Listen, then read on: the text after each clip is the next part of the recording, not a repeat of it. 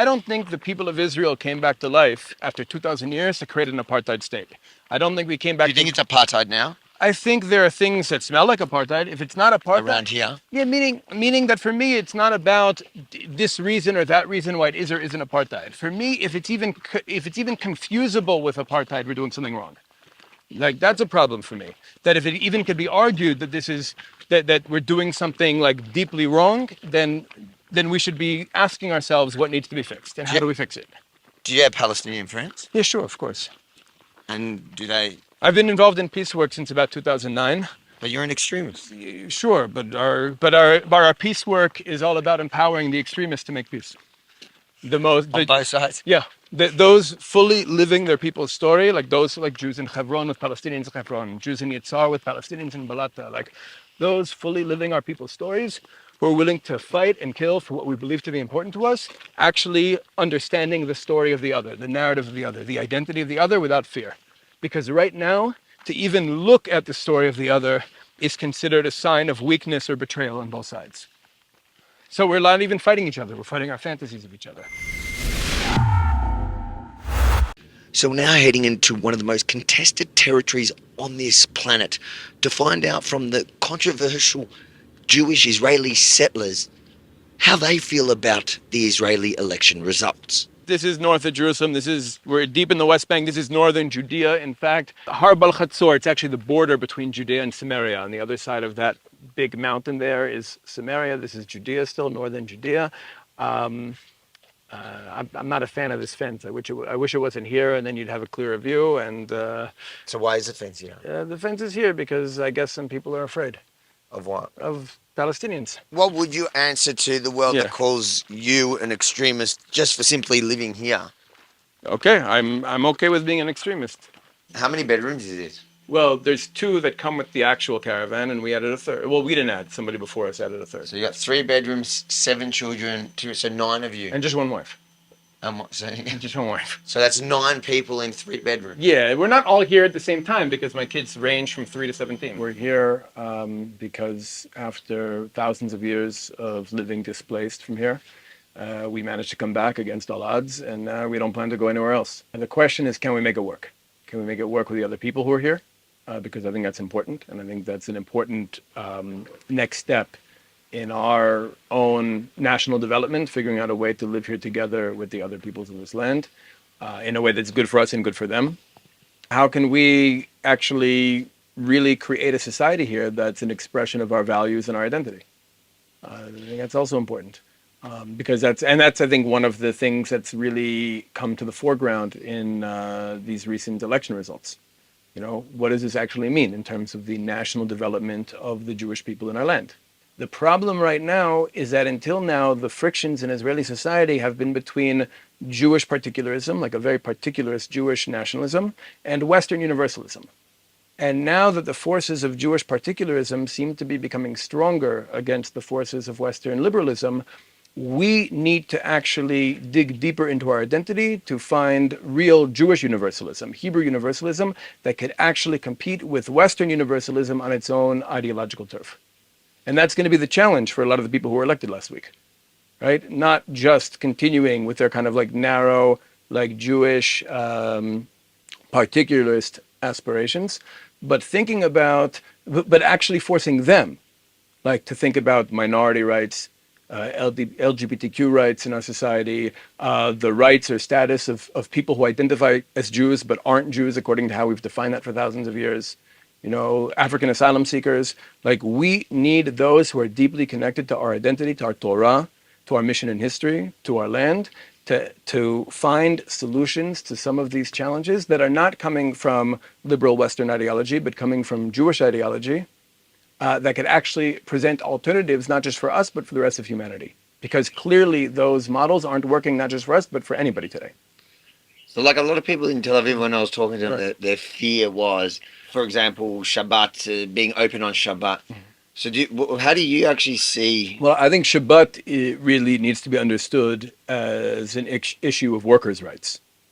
Meaning the people who want Shabbat to be open to the public, who want buses on Shabbat, who want shopping malls to be open on Shabbat, are usually people who are comfortable enough financially to make that their concern, but they want the bus driver and the people working retail to have to work on the one day that their kids are home from school. Meaning Shabbat is a class issue. It was always a class issue since the time we came out of Egypt, right? And it's one of the things we gave to the world. We gave the concept of a weekend to the world, right? That was one of the contributions we made once upon a time when we had power. Every time the Jewish people have had power in history, we've actually given something to the rest of humanity. This time should be no different. So you do think that the religious bloc, that they do want to, I guess, impose that on I don't Tel know. Aviv? I don't know if they want to impose that. I think ultimately Israeli society is comprised of different tribes. Yeah. Okay, Tel Aviv is a tribe. No, but here's the problem: that tribe has had power for the last Yes. few decades, and has had power over all the other tribes, and has said, okay, each tribe can do its own thing as long as we all conform to the overall ideological paradigm of Tel Aviv. As long as you fit in with that, you don't conflict with that, you don't have contradictions with that paradigm, which is essentially the paradigm of Western liberalism, then you're fine. Now, I don't think Tel Aviv should be in the driver's seat. But Tel Aviv should be a tribe, just like everybody else. I think if we're going to remain a democracy, if we're going to remain a democratic society, and we look at the socio-cultural and socio-political trajectory of Israeli society, we'll see that this is not really going to be an outpost of Western civilization, that this is going to be something else, that Am Yisrael came back to life to be something else.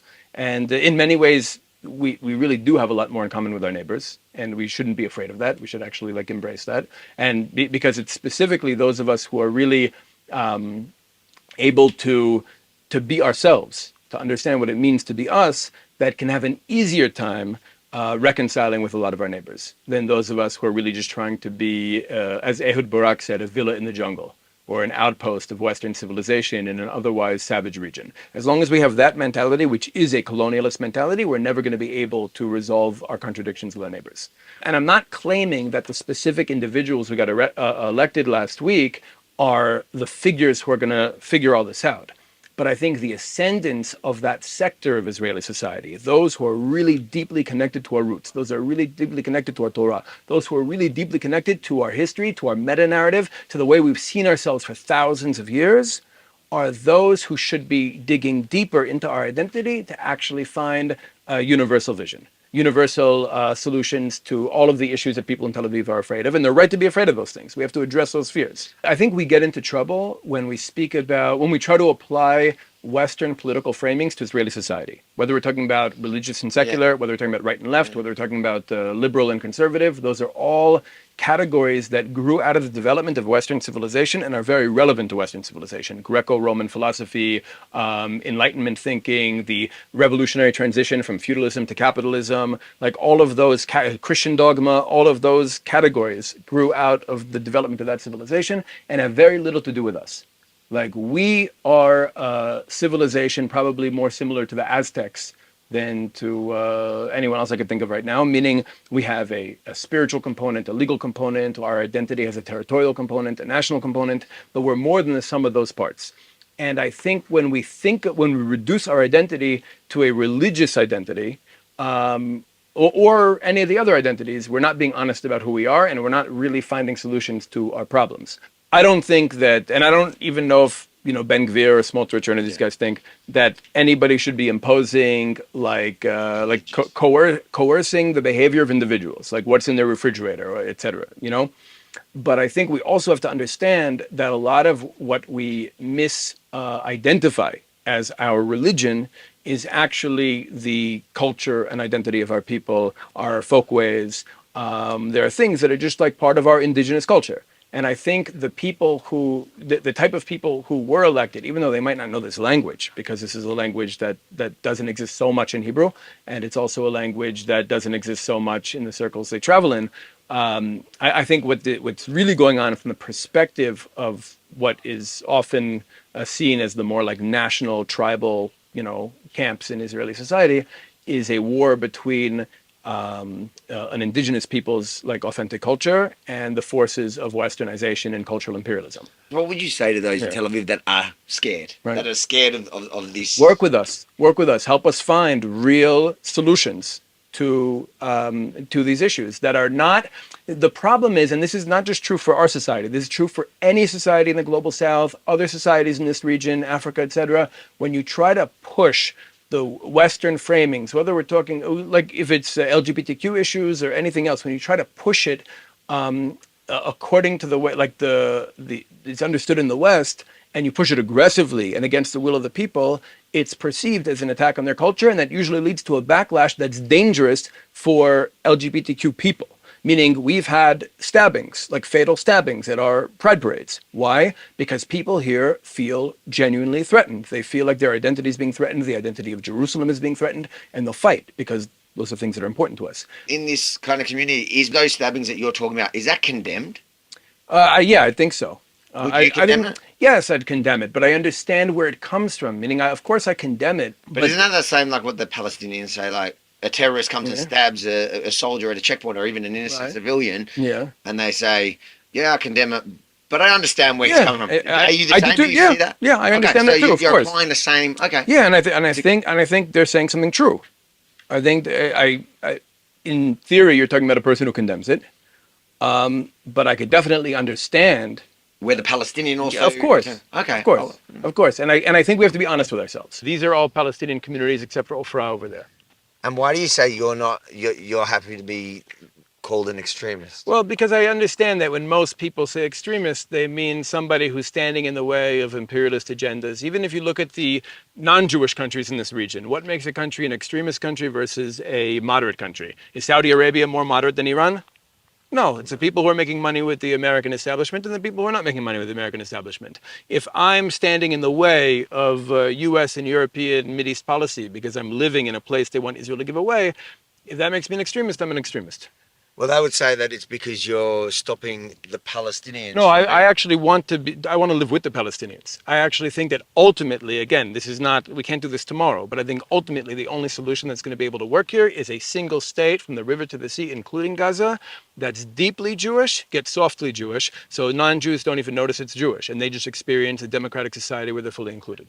Democratic society means they get a full equal rights to vote. Everything. Yeah, although I prefer participatory democracy to representative democracy. So voting is, if we're voting, they should be voting, but I think that they're more democratic models. They will have the same rights as a Jew. Yeah, and I think... But how does it remain a Jewish state then? Right, because right now we're defining Jewish state. Like, we basically look at the state of Israel as a European-style nation-state with Jewish decorations. And those Jewish decorations are not Jewish enough for Jews like me, Jews like the Haredim, and it's too Jewish for the non-Jews, for the Palestinians, the asylum seekers, sometimes Jerusalem, etc. So how would you say? So I want to make the Jewish character of the state not hard and shallow, but deep and soft. And meaning that somebody with a Jewish education who knows our identity, who knows our culture, who will see the Jewishness permeating Israeli society because they're just familiar with, oh, that's Jewish. Oh, yeah, that's in the Gemara. Oh, yeah, that's in the Mishnah. And somebody who's not Jewish will just experience a democratic society where they're fully equal. If you enjoyed this report, make sure to like, comment, and most importantly, share it far and wide. Let the world know the other side of the story from here in Judea and Samaria. And then, if you like our reporting, make sure to head over to bibireturns.com and help fund what we're doing here, because we are 100% viewer funded. We rely on you, not the state and not big business, you, to make sure we can tell the other side of the story from here in Israel. bibireturns.com.